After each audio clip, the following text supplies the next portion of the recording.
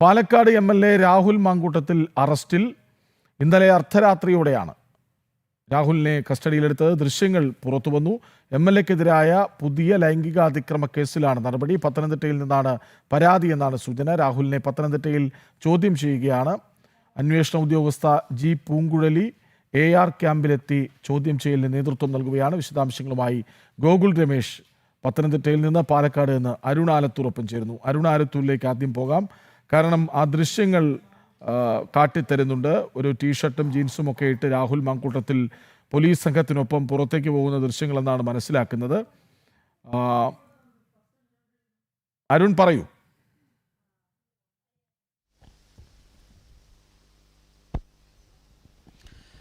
കൃഷ്ണരാജ്, തീർച്ചയായിട്ടും രാഹുൽ മാങ്കൂട്ടത്തിലിനെ പാലക്കാട്ടെ സ്വകാര്യ ഹോട്ടലിൽ നിന്നും അറസ്റ്റ് ചെയ്ത് കൊണ്ടുപോകുന്നതിൻ്റെ ദൃശ്യങ്ങളാണ് ഇപ്പോൾ പുറത്തു വന്നിരിക്കുന്നത്. ഒരു ടീഷർട്ടും ജീൻസും ഇട്ടുകൊണ്ട് പോലീസുകാർക്കൊപ്പം രാഹുലിനെ പോകുന്ന ദൃശ്യങ്ങളാണ്.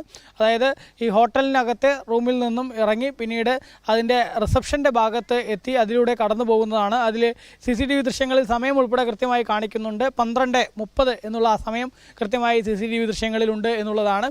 മാത്രമല്ല പാലക്കാട് സൗത്ത് പോലീസ് സ്റ്റേഷനിൽ SI ആയ ഹേമലതയും അതുപോലെ തന്നെ ഷൊർണൂർ DYSP ആയ മുരളീധരൻ ഉൾപ്പെടെയുള്ള ആളുകളെയൊക്കെ നമുക്ക് ആ ദൃശ്യങ്ങളിൽ കാണാൻ സാധിക്കുന്നുണ്ട്. ഏതായാലും പോലീസ് കൃത്യമായിട്ട് ഈ രാഹുൽ മാങ്കൂട്ടത്തിൻ്റെ അറസ്റ്റ് കൃത്യമായിട്ട് ഒരു രഹസ്യമായി സൂക്ഷിക്കുകയും അതിനുശേഷം രാഹുൽ അവിടെയുണ്ട് എന്ന് ഉറപ്പിച്ച് തന്നെയാണ് അവർ അവിടേക്ക് എത്തിയത് എന്നുള്ളത് ഇതിൽ നിന്ന് വ്യക്തമാണ്.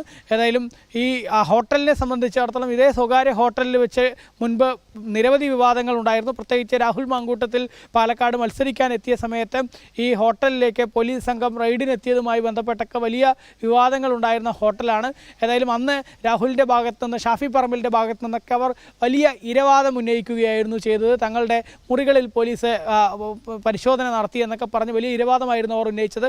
കള്ളപ്പണം ഇവർ ഒരു ബാഗിൽ കൊണ്ടിരുന്നു എന്നുൾപ്പെടെയുള്ള വിവരത്തിൻ്റെ അടിസ്ഥാനത്തിലായിരുന്നു അന്ന് ഈ ഹോട്ടലിനകത്ത് പോലീസിൻ്റെ ഭാഗത്തു നിന്ന് റെയ്ഡ് ഉണ്ടായിരുന്നത്. പക്ഷേ അന്ന് ഇരവാദം പറഞ്ഞ അതേ ഹോട്ടലിൽ വെച്ചാണ് ഈ രാഹുൽ മാങ്കൂട്ടത്തിലിനെ ഇപ്പോൾ അന്വേഷണ സംഘം കസ്റ്റഡിയിലെടുത്ത് കൊണ്ടുപോകുന്ന ദൃശ്യങ്ങൾ ഇപ്പോൾ പുറത്തു വന്നിരിക്കുന്നത് എന്നുള്ളതാണ്. ഏതായാലും രാഹുൽ മാങ്കൂട്ടത്തിൻ്റെ അറസ്റ്റ് കൃത്യമായി അർദ്ധരാത്രി 12:30 കസ്റ്റഡിയിലെടുക്കുന്ന നടപടികളിലേക്ക് അന്വേഷണ സംഘം കടന്നത് എന്നുള്ളതാണ് നമുക്ക് ദൃശ്യങ്ങളിൽ നിന്നും കുറച്ചുകൂടെ വ്യക്തമാവുന്നത്.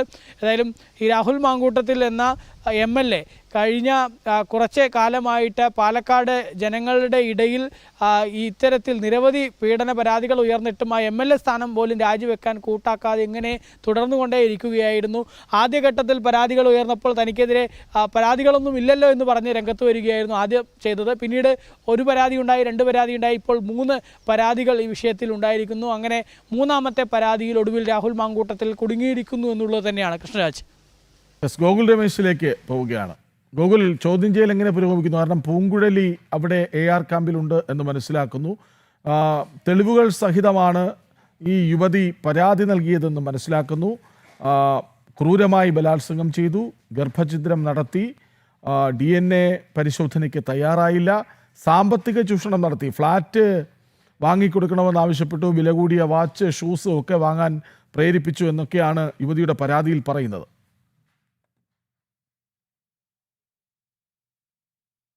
ഗൂഗിൾ, കേൾക്കാമെങ്കിൽ ചോദ്യം ചെയ്യൽ എങ്ങനെ പുരോഗമിക്കുന്നു?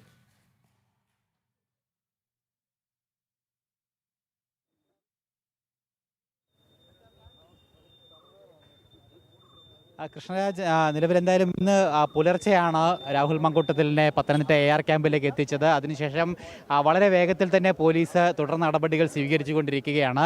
രാവിലെ തന്നെ അറസ്റ്റ് രേഖപ്പെടുത്തി. അതിനുശേഷം ഈ അന്വേഷണ ഉദ്യോഗസ്ഥയായിട്ടുള്ള AG ജി പൂങ്കുഴലി അവർ AR ക്യാമ്പിലേക്ക് എത്തി. അവരുടെ നേതൃത്വത്തിൽ ഇപ്പോൾ ചോദ്യം ചെയ്യൽ നടന്നുകൊണ്ടിരിക്കുകയാണ്.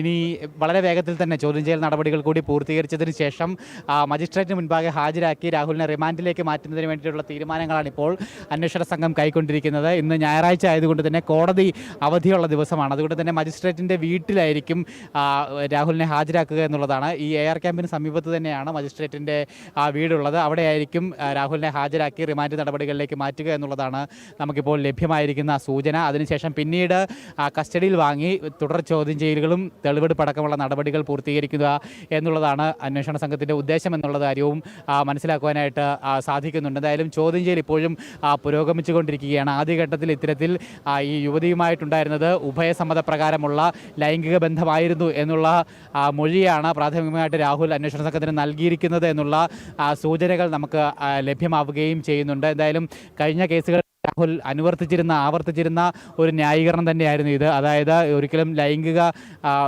അല്ലെങ്കിൽ പീഡനമായിരുന്നില്ല, ഉഭയസമ്മതപ്രകാരമുള്ള ലൈംഗിക ബന്ധമായിരുന്നു എന്നുള്ള ന്യായീകരണം തന്നെയാണ് കഴിഞ്ഞ 2 പരാതികളിലും രാഹുൽ ആവർത്തിച്ചിരുന്നത്. എന്തായാലും ഇവിടെയും ഇപ്പോൾ അന്വേഷണ ഉദ്യോഗസ്ഥർക്ക് മുന്നിലും അതേ മൊഴി തന്നെ ആവർത്തിക്കുകയാണ് രാഹുൽ എന്നുള്ളതാണ് മനസ്സിലാക്കുവാനായിട്ട് സാധിക്കുന്നത്. എന്തായാലും പോലീസിൻ്റെ നടപടികൾ അത് കൃത്യമായിട്ട് രഹസ്യ സ്വഭാവമുള്ളതായിരുന്നു. പ്രത്യേകിച്ച് ആദ്യ 2 കേസുകളിൽ രാഹുൽ അതിവിദഗ്ധമായി പോലീസിൽ നിന്നൊക്കെ രക്ഷപ്പെടുന്ന ഒരു സാഹചര്യം ഉണ്ടായിരുന്നു.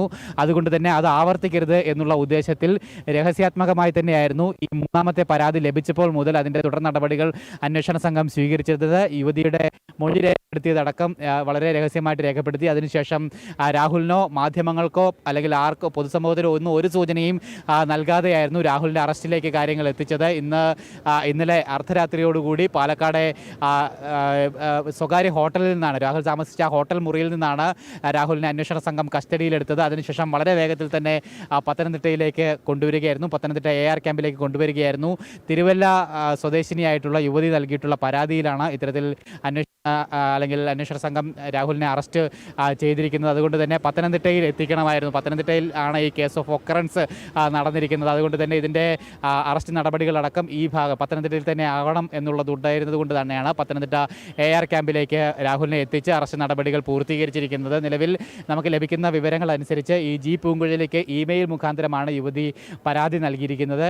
ഈ പരാതി അതിനുശേഷം പത്തനംതിട്ട ക്രൈംബ്രാഞ്ചിന് അന്വേഷണ സംഘം കൈമാറുകയും തുടർന്ന് ഈ പത്തനംതിട്ടയിൽ നിന്നുള്ള അന്വേഷണ സംഘമാണ് അറസ്റ്റ് നടപടികൾക്ക് നേതൃത്വം നൽകിയത് എന്നുള്ള വിവരങ്ങളാണ് നമുക്ക് ലഭ്യമാകുന്നത്. ഇതിനുശേഷം ഒരുപക്ഷെ രാഹുലിനെ റിമാൻഡ് ചെയ്തതിന് ശേഷം പിന്നീട് കസ്റ്റഡിയിൽ വാങ്ങുന്ന അടക്കമുള്ള നടപടികൾ ഒരുപക്ഷെ സ്റ്റേറ്റ് ക്രൈംബ്രാഞ്ച് തലത്തിൽ നടന്നേക്കാം എന്നുള്ള വിവരങ്ങൾ കൂടി പുറത്തു വരുന്നുണ്ട്. അതിനുശേഷമുള്ള തെളിവെടുപ്പ്, മൊഴിയെടുപ്പ്, ചോദ്യം ചെയ്യൽ നടപടികളൊക്കെ സ്റ്റേറ്റ് ക്രൈംബ്രാഞ്ചിൻ്റെ തലത്തിലായിരിക്കാം ഒരുപക്ഷെ നടക്കുക എന്നുള്ള വിവരങ്ങൾ കൂടി പുറത്തു വരുന്നുണ്ട്. അതുമാത്രമല്ല മറ്റ് 2 പരാതികൾ കൂടി രാഹുലിനെതിരായിട്ട് പോലീസിൻ്റെ പക്കൽ നിൽക്കുന്ന സാഹചര്യത്തിൽ ആ കേസുകളിൽ കൂടി വിവരശേഖരണം അടക്കം രാഹുലിൽ നിന്ന് അന്വേഷണ സംഘം നടത്തുകയും ചെയ്യും എന്നുള്ളത് മനസ്സിലാക്കുന്നു. ഈ 3ാമത്തെ പരാതി വളരെ ഗൗരവമുള്ളതാണ്. മറ്റ് 2 പരാതികൾക്ക് തുല്യമായിട്ടുള്ള കുറ്റങ്ങൾ ഈ 3ാമത്തെ പരാതിയിലും രാഹുലിനെതിരായിട്ട് ആരോപിക്കപ്പെടുന്നുണ്ട്. പ്രത്യേകിച്ച് ലൈംഗിക ഉപദ്രവവും അതോടൊപ്പം തന്നെ നിർബന്ധിത ഗർഭഛിദ്രം അടക്കമുള്ള കുറ്റകൃത്യങ്ങൾ കൂടി ഈ പരാതിയിലും ഉണ്ട് എന്നുള്ളത് രാഹുലിനെ കൂടുതൽ നിയമക്കുരുക്കിലാക്കും എന്നുള്ള കാര്യത്തിൽ യാതൊരു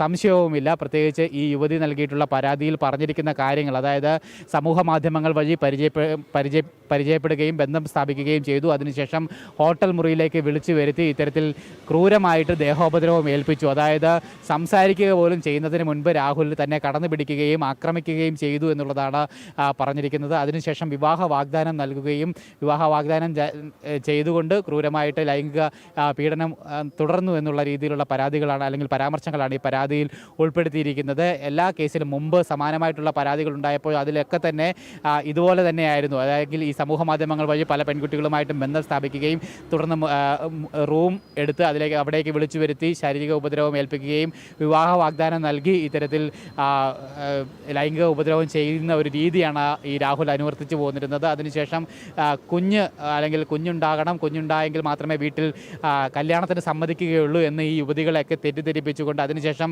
ഇവർ ഗർഭവതിയാകുന്ന സാഹചര്യത്തിൽ അവരെ ഗർഭഛിദ്രത്തിന് നിർദ്ദേശിക്കുക, അതിനു വേണ്ടിയിട്ട് അവരെ നിർബന്ധിക്കുക തുടങ്ങിയിട്ടുള്ള കാര്യങ്ങളാണ് ഇയാൾ തുടർച്ചയായിട്ട് ചെയ്തു വന്നുകൊണ്ടിരുന്നത്. എന്തായാലും 3ാമത്തെ പരാതിയിലും സമാന രീതിയിലുള്ള കുറ്റകൃത്യങ്ങൾ തന്നെയാണ് ഇയാൾ ചെയ്തിരിക്കുന്നത്. അതുകൊണ്ട് തന്നെ അത്രത്തോളം ഗുരുതരമായിട്ടുള്ള വകുപ്പുകൾ തന്നെ ഇയാൾക്കെതിരായിട്ട് രാഹുൽ MLAക്കെതിരായിട്ട് പോലീസ് ചുമത്തുമെന്നുള്ള കാര്യത്തിൽ യാതൊരു സംശയവും വേണ്ട. എന്തായാലും ഈ കേസിൽ ഈ ചോദ്യം ചെയ്യൽ നടപടികൾ പൂർത്തീകരിച്ചതിന് ശേഷം മാത്രമേ ഈ ബാക്കി എന്തൊക്കെ വകുപ്പുകളടക്കം ഇതിൽ ഉൾപ്പെടുത്തേണ്ടതായിട്ടുണ്ട്. കേസിന്റെ ഗൗരവത്തിൽ കൃത്യമായിട്ട് മുൻപുള്ള പരാതികൾക്ക് സമാനമാണ് ഈ പരാതിയും. പക്ഷെ വലിയൊരു വ്യത്യാസമുള്ളത് സാമ്പത്തികമായി ചൂഷണം ചെയ്തു എന്ന പരാതി ഒരുപക്ഷെ ഇതാദ്യമായിരിക്കാം.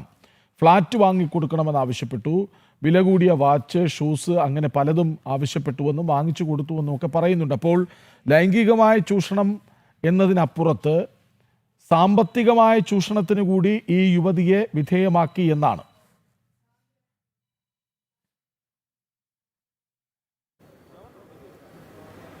തീർച്ചയായിട്ടും ആ രീതിയിലുള്ള സൂചനകളും യുവതിയുടെ പരാതിയിൽ തന്നെ പറയുന്നുണ്ട്. പ്രത്യേകിച്ച് സാമ്പത്തികമായിട്ട് ചൂഷണം ചെയ്തു എന്നുള്ളത്. അതായത് ഈ വില കൂടിയ വസ്തുക്കളും ഈ സൂചിപ്പിച്ചതുപോലെ തന്നെ ഫ്ലാറ്റ് അടക്കമുള്ളവ വാങ്ങിക്കൊടുക്കണമെന്നൊക്കെ പറഞ്ഞുകൊണ്ട് ആ രീതിയിലുള്ള കാര്യങ്ങൾ കൂടി രാഹുൽ മാങ്കൂട്ടത്തിൽ MLA ഭാഗത്തു നിന്നും ഉണ്ടായിട്ടുണ്ട് എന്നുള്ളത് തന്നെയാണ്. അതുകൊണ്ട് തന്നെ വകുപ്പിൽ, അതായത് ഇയാൾക്കെതിരായിട്ട് ഇപ്പോൾ ചുമത്തിയിട്ടുള്ള ഈ കേസിലെ ആ വകുപ്പിൽ ഈ സാമ്പത്തികപരമായിട്ടുള്ള കുറ്റകൃത്യങ്ങൾ സംബന്ധിച്ചിട്ടുള്ള വകുപ്പുകൾ കൂടി ഉൾപ്പെടുമെന്നുള്ള കാര്യത്തിൽ യാതൊരു സംശയവുമില്ല. അതുകൊണ്ട് തന്നെ കേസ് കൂടുതൽ കുരുക്കിലേക്ക് രാഹുൽ മാങ്കൂട്ടത്തിൽ മാറുമെന്നുള്ള കാര്യത്തിൽ യാതൊരു സംശയവും വേണ്ട. ഒപ്പം ഈ മജിസ്ട്രേറ്റിന് മുമ്പാകെ ഹാജരാകുന്ന വേളയിലൊക്കെ രാഹുലിൻ്റെ അഭിഭാഷകനും ഉണ്ടാകും. അഭിഭാഷകന് ഒരുപക്ഷെ കൂടുതൽ പ്രതിരോധത്തിലാക്കുന്ന രീതിയിലുള്ള വകുപ്പുകളൊക്കെ തന്നെ അന്വേഷണ സംഘത്തിന് ഉൾപ്പെടുത്താൻ സാധിക്കും. കാരണം പരാതിയിൽ അത്രമാത്രം വകുപ്പുകൾ ഉൾപ്പെടുത്തുന്നതിന് വേണ്ടിയിട്ടുള്ള സാധ്യതകൾ അന്വേഷണ സംഘത്തിന് മുൻപിലുണ്ട്. അതൊക്കെ കൃത്യമായിട്ട് ഉപയോഗപ്പെടുത്തുകയും ചെയ്യും. രാഹുലിന് രക്ഷപ്പെടാൻ സാധിക്കാത്ത രീതിയിൽ, പഴുതുകളൊന്നും ഉണ്ടാകാത്ത രീതിയിൽ ഈ കേസിനെ കൃത്യമായിട്ട് മുന്നോട്ട് കൊണ്ടുപോകാൻ തന്നെയാണ് അന്വേഷണ സംഘത്തിൻ്റെ തീരുമാനം. എന്തായാലും അവരുടെ ഇതുവരെയുള്ള പദ്ധതികളൊക്കെ ആ രീതിയിൽ തന്നെയായിരുന്നു അന്വേഷണ സംഘത്തിൻ്റേത്. രഹസ്യാത്മകത, അതോടൊപ്പം തന്നെ കൃത്യമായിട്ട് ഇനിയൊരു തവണ കൂടി രാഹുലിന് രക്ഷപ്പെടാൻ സാധിക്കരുത് എന്ന് ഉദ്ദേശിച്ചുകൊണ്ടുള്ള എല്ലാ സാധ്യതകളും അടച്ചുകൊണ്ടുള്ള ഒരു പദ്ധതി തന്നെയായിരുന്നു, ആസൂത്രണം തന്നെയായിരുന്നു രാഹുലിനെ കൊടുക്കുന്നതുമായി ബന്ധപ്പെട്ട് അന്വേഷണ സംഘം സ്വീകരിച്ചിരുന്നത്. അതെല്ലാം കൃത്യമായിട്ട് ഫലവത്താവുകയും ചെയ്തിട്ടുണ്ട്. എന്തായാലും ഇനി ഈ നിയമക്കുരുക്ക് കൂടി മുറുക്കുക എന്നുള്ളതാണ് അന്വേഷണ സംഘത്തിന് മുന്നിലുള്ള പ്രവർത്തനം എന്ന് പറയുന്നത്. അത് ആ രീതിയിൽ തന്നെ അവർ കൈകാര്യം ചെയ്യുമെന്നുള്ളതാണ് മനസ്സിലാക്കുവാനായിട്ട് സാധിക്കുന്നത്. എന്തായാലും ചോദ്യം ചെയ്യൽ നടപടികൾക്ക് ശേഷം മാത്രമേ ആ കാര്യങ്ങളിലൊക്കെ എന്തൊക്കെ വകുപ്പുകളടക്കം ഇതിൽ കൂടുതലായിട്ട് എന്തെങ്കിലും വകുപ്പുകൾ ചേർക്കേണ്ടതുണ്ട് എന്നടക്കമുള്ള കാര്യങ്ങൾ അന്വേഷണ സംഘം തീരുമാനിക്കുകയുള്ളൂ. എന്തായാലും വിശദമായിട്ടുള്ള റിമാൻഡ് റിപ്പോർട്ടിൽ കൃത്യമായിട്ട് രാഹുലിനെതിരായിട്ടുള്ള മുഴുവൻ കുറ്റകൃത്യങ്ങളും അന്വേഷണ സംഘം ഉൾപ്പെടുത്തും. എന്തായാലും ഈ ചോദ്യം ചെയ്യൽ പുരോഗമിക്കുകയാണ്. അതിനുശേഷം തൊട്ട് സമീപത്ത് തന്നെ മജിസ്ട്രേറ്റിൻ്റെ വീട്, അവിടെയായിരിക്കും ഇയാളെ ഹാജരാക്കുന്നുണ്ടാവുക. ഇന്ന് അതിനുശേഷം റിമാൻഡിലേക്ക് വിടാൻ തന്നെയാണ് സാധ്യത. അങ്ങനെയാണെങ്കിൽ കൊട്ടാരക്കര അല്ലെങ്കിൽ തിരുവനന്തപുരത്തെ ഏതെങ്കിലും സബ് ജയിലിലേക്കായിരിക്കും രാഹുലിനെ മാറ്റുന്നുണ്ടാവുക. തുടർന്ന് അവിടെ നിന്നും കസ്റ്റഡിയിൽ വാങ്ങി തിരുവനന്തപുരം കേന്ദ്രീകരിച്ചുകൊണ്ട് അന്വേഷണത്തിൻ്റെ തുടർ നടപടികൾ നീക്കുന്നതിന് വേണ്ടിയിട്ടുള്ള കാര്യങ്ങളാണ് ഇപ്പോൾ അന്വേഷണ സംഘം തീരുമാനിച്ചിരിക്കുന്നത്.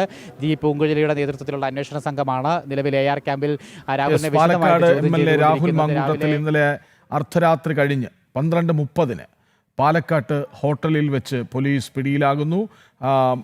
പത്തനംതിട്ട AR ക്യാമ്പിലേക്ക് എത്തിച്ച് ചോദ്യം ചെയ്യൽ തുടരുന്നു. അവിടെ അറസ്റ്റ് രേഖപ്പെടുത്തിയിട്ടുണ്ട്. ക്രൂരമായി ബലാത്സംഗം ചെയ്തു, ഗർഭഛിദ്രത്തിന് പ്രേരിപ്പിച്ചു, DNA പരിശോധനയ്ക്ക് തയ്യാറായില്ല, സാമ്പത്തികമായി ചൂഷണം ചെയ്തു. അങ്ങനെ വരിവരിയായി അക്കമിട്ട് യുവതിയുടെ പരാതിയിൽ കാര്യങ്ങളുണ്ട്. ഇത്തവണ കുരുക്ക് മുറുകും എന്ന കാര്യത്തിൽ സംശയവുമില്ല. വിവരങ്ങൾ നൽകുകയായിരുന്നു പാലക്കാട് നിന്ന് അരുണാലത്തൂരും, പത്തനംതിട്ടയിൽ നിന്ന് ഗോകുൽ രമേശും.